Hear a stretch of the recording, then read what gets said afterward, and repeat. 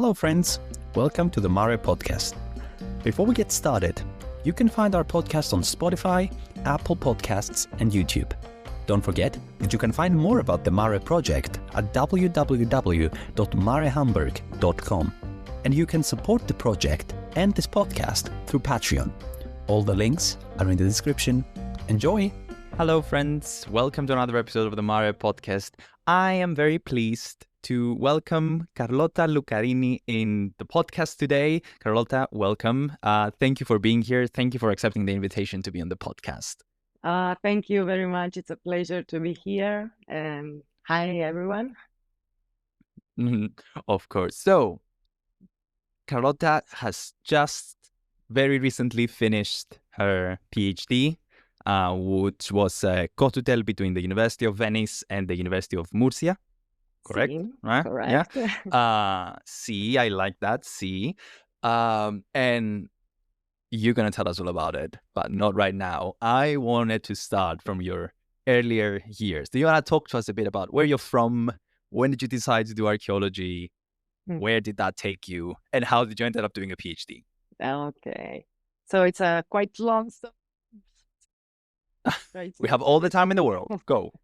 So, yeah, I started with a bachelor in the at the University of Florence, and I graduated in prehistoric archaeology, in paleontology. Then I decided to do first level master in Spain at the University of Murcia. So I went there. I stayed there for 2 years doing my master. And there I discovered maritime archaeology and underwater archaeology. There was a course with 2 professors, and I had also the opportunity to undertake a dive course there with the Spanish Armada, with the Spanish, was quite strong. Yeah, that's a strong word. I decided to join the course, and I had the second level dive certification there. And I decided that this was wonderful, and I wanted to do my thesis in maritime archaeology. So I did it. I studied the cargo of a shipwreck in Spain, which is Nido Cuervo. And after that, I decided to come back to Italy because I wanted to have the second level master degree, because in Italy it's mandatory if you want to continue the studies. And I was convinced to study maritime and underwater archaeology. So I looked for a university in Italy which had these courses and professors. And I went to Naples at the University of Naples L'Orientale, because there were 2 professors there. And I did my second level master there with a thesis on maritime cultural landscape in the south of Italy, in the Amalfi and Sorrento coast. And after that, I tried some PhD position all around. I also worked as a teacher in a school, for example, and doing also commercial archaeology.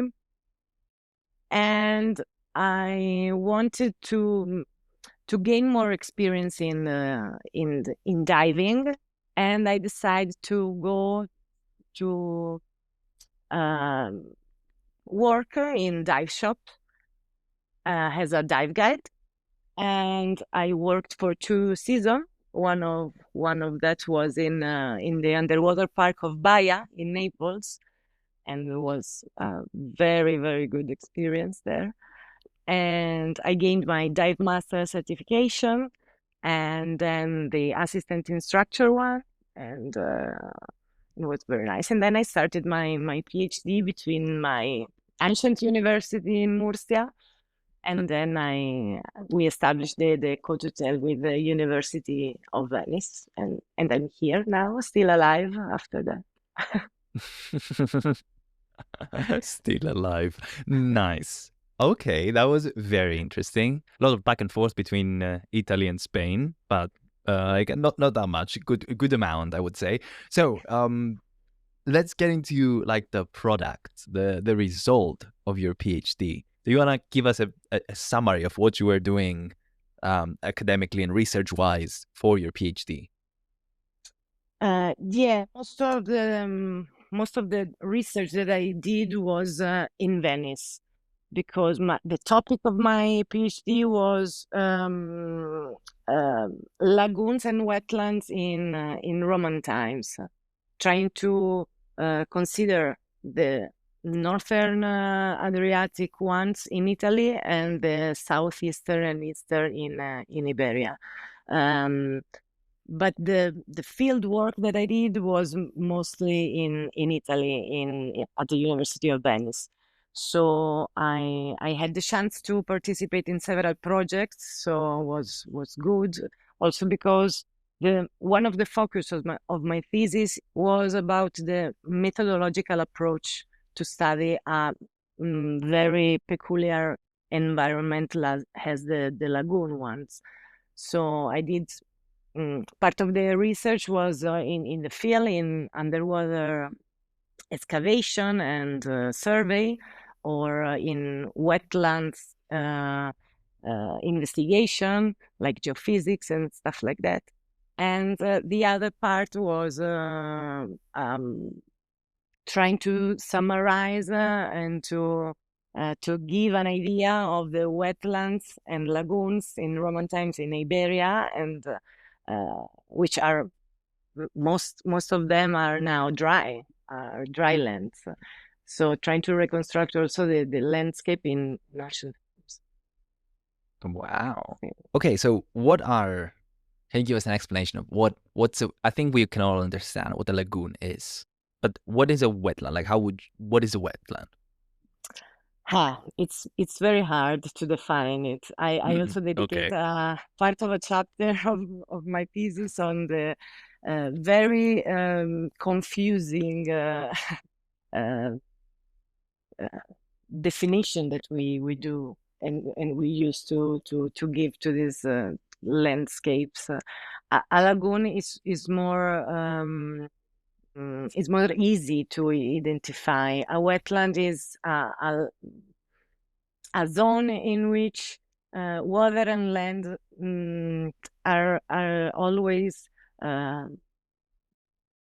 stalling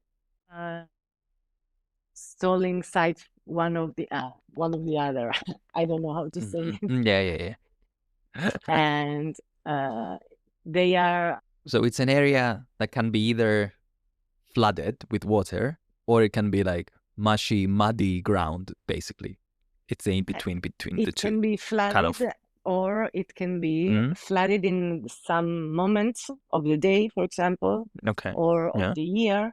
So it depends. They are. I like to define them like amphibious landscapes, and usually also in lagoons there are some places which are often covered by water, but sometimes no. So it's a very peculiar environment in which you have to deal with different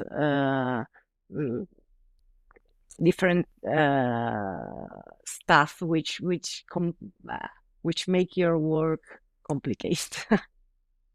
Yeah. I can. I mean, I am confused, and like we haven't even started. Like, so how does one do archaeology in lagoons and wetlands? So what do you find, or what do you not find? What are you looking for? Maybe I should say. We are looking for the same things that you are looking for in dry land or in an underwater environment. Of course, it is difficult because sometimes you have to deal with underwater methodology, and sometimes you have to deal with dry land methodology. It depends on the day, on the month, and on a lot of things. And you can do archaeology underwater with underwater excavation and prospection surveys and so on, or excavating in muddy land and in unstable land with a lot of water coming out from the ground. So sometimes it's difficult. Oh my God. So do you have like a chronological boundary in your study? Because you said Roman times, but how would you put it like in dating? I focused in Roman times mostly because I at the beginning I considered also the high medieval period, but at the end was too much for my thesis. So I decided to consider just Roman times, but from the late Republican time until the beginning of the high Middle Age. It's the chronology, for example, in the Lagoon of Venice. The chronology is from the end of the 2nd century BC until the 6th century AD. That's still a significant like time frame, big time frame, and like a lot of work for a PhD. But yeah, that sounds exciting. So do you plan on publishing your thesis? Is it published? Do you plan on publishing it? It's not published, and I'm thinking I will take part in some congress this year, which I will present some of the results. So I am thinking in to write some papers or congress proceedings. Yes, but it's still Yeah. No, that's fair. it's very recent, so I have to. It's indeed very, very, very recent. So how was the process of doing a PhD? Like, how did you felt after it was over? Like, did you feel like the sadness that people say they feel? What? Sadness? No. Okay. Oh no, no sadness. What do you feel? I felt like free because it's very stressful, and at the end was very, very stressful for me because I was like, oh, I have to finish, I have to write, and all the time, all the day, all the week doing that, and it's very hard. So when I finished, it was like, now I'm free. Oh yeah. But you But finished it. That's the important part. Yeah. You stayed yes. until the end and you did it. So that's what stays. It's not like the stress and the pressure. What stays is that I did it. I finished it. Here it is. So that's great. So let's go back a step. Of course, I informed you that I wanted to talk about that before we started recording, but let's go back to your master's thesis, which there's an article out that you published recent. That's recent as well. Is it this year or is it last year? Last year.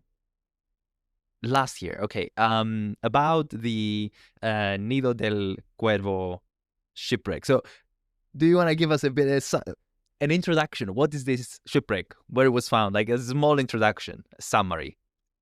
Okay, so it was found at the end of the 70s in the region of Murcia, in Aguilas, in the south, and they found French divers stealing lead ingots from the seabed and some amphoras.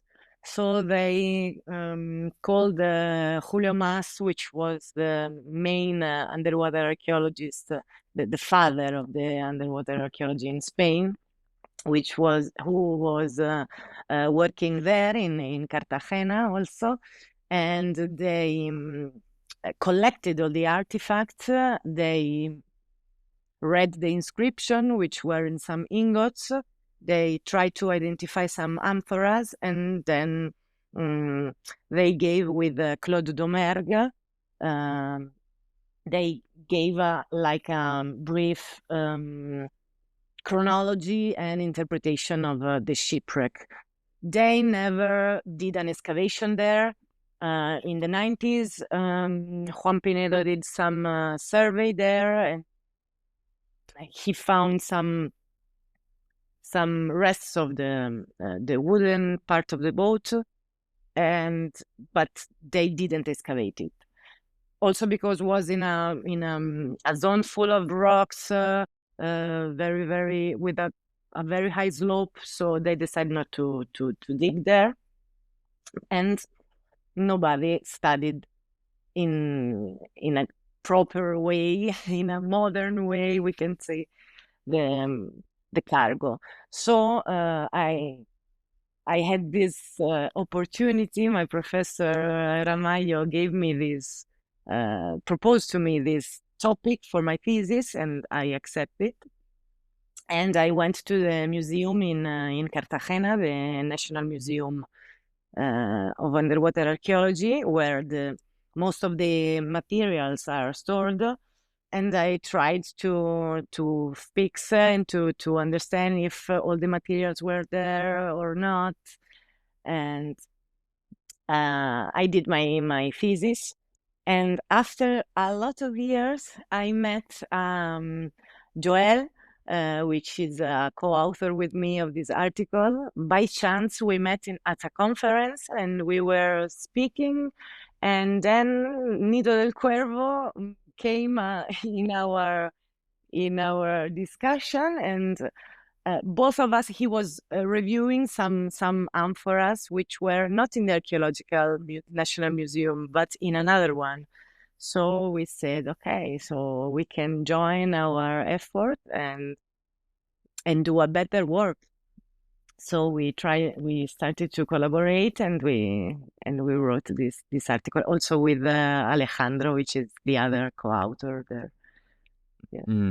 Yeah, wonderful. So I have a couple of questions. Can you explain to us what are lead ingots? What is that? Okay, so lead ingots are ingots like the gold one. Okay, the shape is more or less the same, and they are they were commercial, a typical commercial good in Roman times, because the material, the lead, was used in a many way for buildings, for a lot of stuff. In Spain, Spain was one of the mineral district, one of the most famous and important mineral district in the Roman world. So next to the shipwreck spot, there are a lot of mines over there, and one of the most commercialized good in this era, in the late Republican era, was lead. So this ship probably was bringing lead ingots from the Spanish mines to probably to Rome or to somewhere else, but they were probably they were part of the cargo, not part of the maintaining. Yeah. Not for the maintenance. So but it wasn't for use on board the ship. It was for commerce and exchange. So do you remember how many lead ingots were found on the ship? Were found approximately. 15, but we couldn't found all of them. Some of them. Okay. Somewhere in the storage room. Uh, So that's a pity. And so that's even worse. I mean, it's a pity because I think I remember I've read that now you cannot visit the wreck because it's covered by Posidonia. Is that still the case or not? They never documented the wreck. I mean, in the prospection in the 90s, they found some nail, some part of the wood, some wood remains, but we don't know if the wreck is still there, if it's in a good condition, if not, we don't know. It will be good to go there and to try to find it. Oh, also you don't know exactly where it is. You're not sure. Oh We man, know the that's spot. We know the spot. yeah. And some people from the archaeological museum in Aguilas, they took part in the survey in the 90s, so the spot is known. But the fact that the floor is covered with Posidonia and also big Mhm. rocks, this made it difficult Yeah. to do some work there.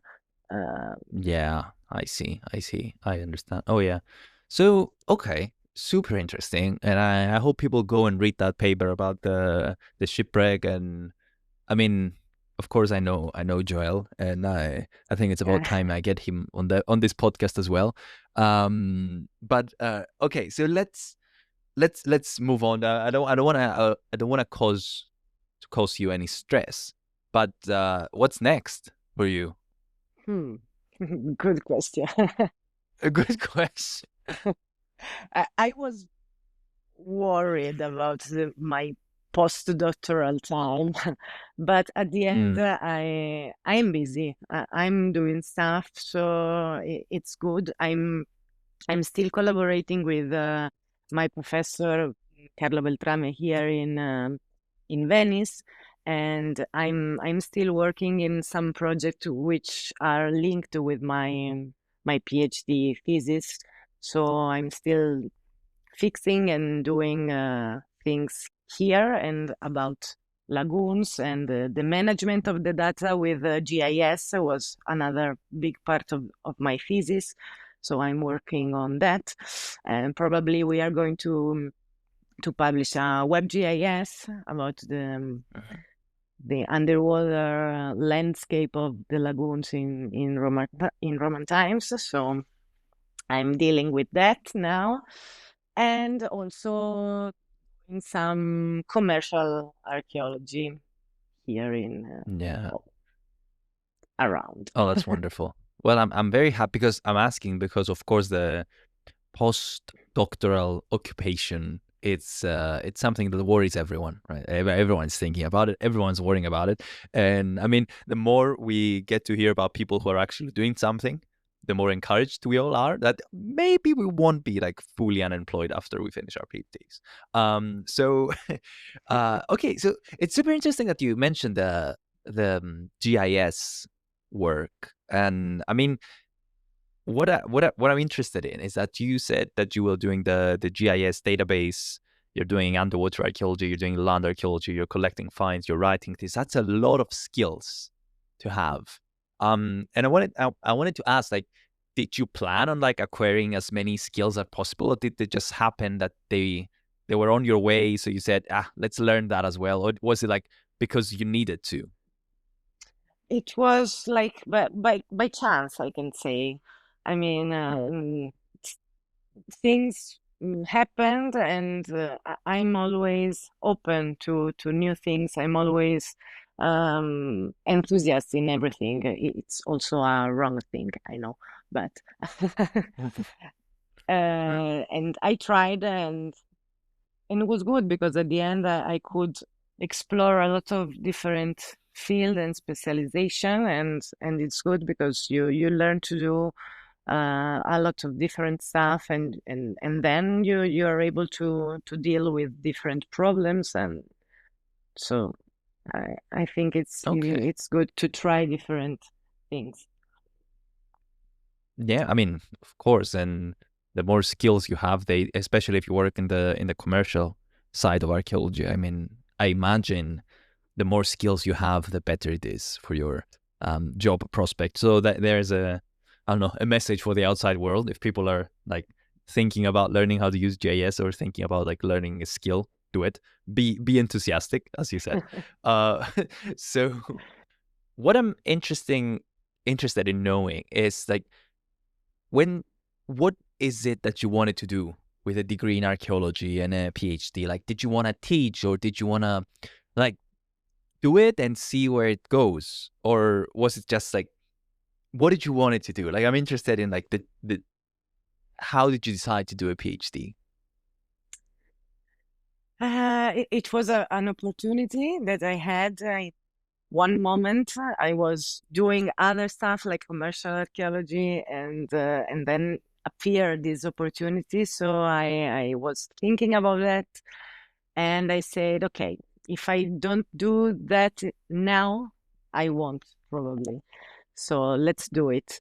So I didn't have a proper idea on what to do after. I was thinking that it was very useful for me also for commercial archaeology, and this was the idea. And then dealing with the academic world and stuff, I figured out that I like do research. I like doing research, so I don't mind to continue to doing research. Obviously, it's hard because we know that it's hard. Not always it's easy to find a place to continue in the academic world. It's very stressful and sometimes very difficult to enter.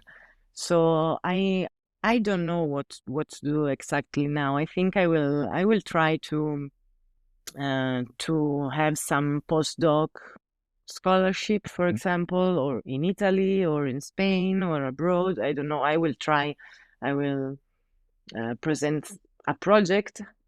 I have to write it, but it's okay. And I will see. Okay.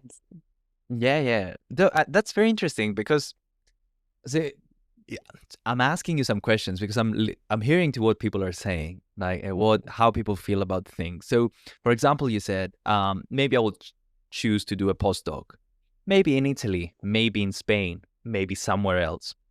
But someone would ask, like, oh, but your research is about Roman wetlands in Venice and lagoons in Venice. How can you go somewhere else? And like my question is, how willing does one need to be to change their the way they approach research or their research interests to find job and postdoc or a research position in archaeology? Do you believe? Well, if you have a very specific topic, I think it's difficult to move and to go somewhere else to continue to do your research. But I was lucky because yes, my topic was the Lagoon of Venice and also the Lagoon of the Iberia in Roman times, but I focused on the methodological approach to the research in this environment, and I figured out that the methodological part that I did, it needs to be tested somewhere else.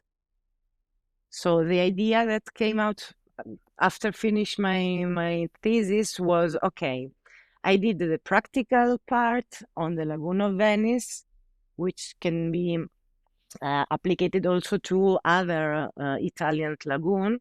But in Spain, nobody did something like that. So we could do something like that there or somewhere else. And in this way, we can test if the methodological approach is right or not. So it's an excuse to go around. I mean, you saying something super important that I support fully, and I fully agree with it. Kind of like when you do research, you need to have solid theoretical fundamentals and methodology set out properly, because maybe that's the key to move you forward. And you just can't, like, you could say, oh, I will study a wetland, and like not right, that my methodology will be, I will be there, I will look at it, I will study it, that's it, or I'll put everything into GIS and see what happens.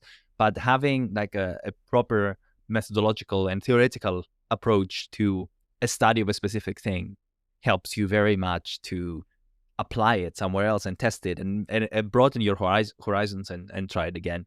So I think that's a very good message to wrap up the podcast with, to everyone like who's interested in research, because I think it's a very niche research kind of message, kind of like have a good theoretical framework. But I think it's a very important one, to be honest. So thank you very much again for being here. Thank you for talking to us about your PhD, about your master's, about your work that you're doing now, and all these important details about how to be a PhD student, how to be a researcher, and how to not lock yourself into your PhD and be able to move forward. Do you have any closing remarks for me or for the people listening into this? No, I think, I mean, it was a pleasure to be here, and I'm honored to be here.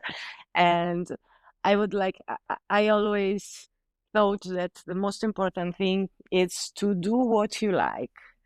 So I'm doing what I like, and this is the most important thing. Then we will see. Opportunity will come, and Mhm. That's a beautiful message. So thank you so much, Carlotta, for being here. Thank you everyone for listening in, and I'll see you all in the next one. Bye.